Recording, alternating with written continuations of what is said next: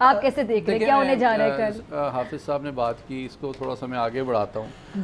मैं चंद साल जो है पाकिस्तान और दीगर कई ममालिक का एक सब्जेक्ट होता है कंपैरेटिव पॉलिटिक्स, उसमें हम मुख्तलिफ मुल्कों के आइनी ढांचे को कंपेयर करते हैं, वो मैं पढ़ाता रहा हूँ। देखिए इन्होंने बड़ा तफसीली अहाता और जायज़ा लिया कि क्या हो सकता है और क्या नहीं हो सकता। मैं इस पहलू पे बात करूँगा कि क्या हो रहा है और क्या नहीं हो सकता। ठीक है। पहली बात, अगर लार्जर कॉन्टेक्स्ट में एक पॉलिटिकल साइंटिस्ट के तौर पे मैं पाकिस्तान की आला अदलिया के बिहेवियर और ट्रेंड को देखूं तो मैं अप्रिशिएट करना चाहता हूं मौजूदा जो लीडरशिप है सुप्रीम कोर्ट की उसको, कि उसने जो एक जुडिशल एक्टिविज़म का रोल था और हाईली पोलिटिसाइज्ड ओपिनियंस और रूलिंग्स आती थी उससे रिकवर करने की कोशिश की है जुडिशरी को। और दूसरी बात ये कि जितना ज़्यादा आपको पॉलिटिसाइज हो गई थी जुडिशरी, किस हद तक वो कामयाब हुए हैं ये तारीख फ़ैसला करेगी, लेकिन उन्होंने कोशिश की है कि उसकी साख और क्रेडिबिलिटी को बहाल किया जाए। आप देखें लाइव जो इम्पोर्टेंट केसेस हैं वो दिखाए जा रहे होते हैं, ये एक अनप्रेसिडेंटेड एक ट्रांसपेरेंसी भी आपको नज़र आती है और ये बड़ा अच्छा ट्रेंड और ये बड़ा अच्छा ट्रेंड है कि जनाब जो काबिल वकला हजरात हैं उनके दलाइल की सेहत और नौयत भी आपको पता चल जाती है कि कितनी वो होमवर्क करके आए हैं। वो अवाम के सामने भी कटहरे में खड़े होते हैं, सिर्फ अदलिया के कटहरे में नहीं खड़े होते, तो ये अच्छी बातें हैं। अब दूसरी तरफ अगर देखा जाए तो मैं इस बात को पॉजिटिवली देखता हूँ कि जुडिशियल एक्टिविज़म से एक रिस्ट्रेंट शो किया गया है, जुडिशरी की ट्रांसपेरेंसी को बढ़ाया गया है।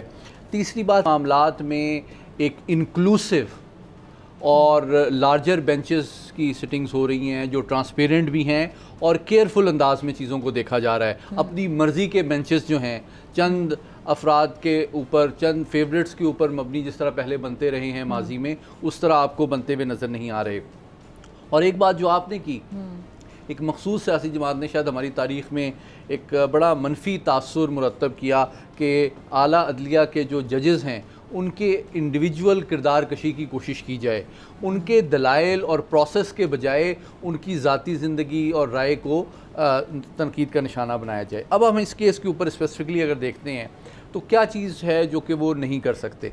एज अ पॉलिटिकल साइंटिस्ट मैं ये समझता हूँ कि जिस तरह हाफिज़ साहब ने बिल्कुल सही कहा कि उनका काम एक लीगल इंटरप्रिटेशन ऑफ कॉन्स्टिट्यूशन है, कोई री राइटिंग ऑफ कॉन्स्टिट्यूशन नहीं है। तो ये अदलिया की लिमिट्स ऑफ पावर भी डिफ़ाइन करता है, वो रेड लाइंस डिफ़ाइन करता है जिसका बहुत एहसास है इस वक्त की लीडरशिप को सुप्रीम कोर्ट की। तो मैं ये समझता हूँ कि ये जो दो आर्गूमेंट्स हैं उसको वो निगलेक्ट कल के फ़ैसले में नहीं कर सकते। पहली बात ये है कि जनाब जो भी पार्टी या इंडिविजुअल नुमाइंदगी करता है पार्लियामेंट में, वो एक कॉन्स्टिट्यूंसी की या पार्टी की नुमाइंदगी करता है। मैं अगर MNA बन के आया हूँ नेशनल असेंबली में, तो मैं एक ख़ास कॉन्स्टिट्यूंसी को रिप्रेजेंट करता हूँ और एक पार्टी को रिप्रेजेंट करता हूँ। उस पार्टी के मैनिफेस्टो की बेसिस पे मैं एक ख़ास हलके के अवाम के सामने गया हूँ।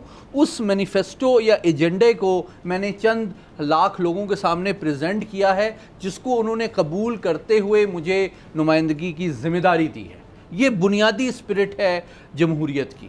तो कोई भी फैसला इस स्पिरिट के मुनाफी नहीं हो सकता कि मैंने किसी और पार्टी के मैनिफेस्टो के तहत, नज़रिए के तहत अवाम के पास मैं गया हूँ, उसका वोट लिया है और फिर जब मैं मेंबर बन जाऊँ तो मैं कोई और पार्टी ज्वाइन कर लूँ, उसका नज़रिया भी कुछ और है, उसकी कॉन्स्टिट्यूंसी भी कुछ और है। तो ये तो बुनियादी तौर पे जो जमहूरियत का बुनियादी उसूल है, आलमी उसूल है, एक यानी कि कांस्टेंट और परमानेंट उसूल है, उसकी नफ़ी है कि जनाब मैं एक, आपको याद है फ्लोर क्रॉसिंग के ऊपर पहले कितने केसेस और कितनी बातें होती थी, अभी उसके ऊपर कोई बात ही नहीं होती।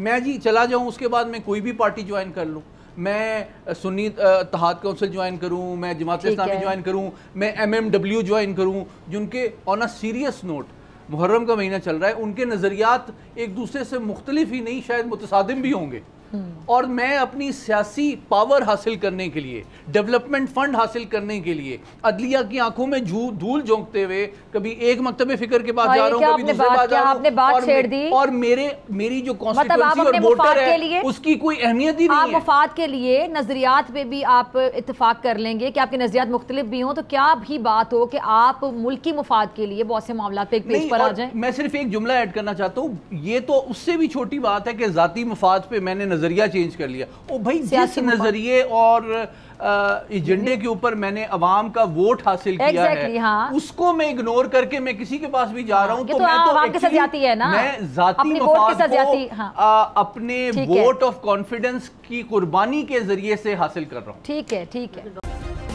सब्सक्राइब करें और बेल दबाएं ताकि कोई खबर रह न जाए।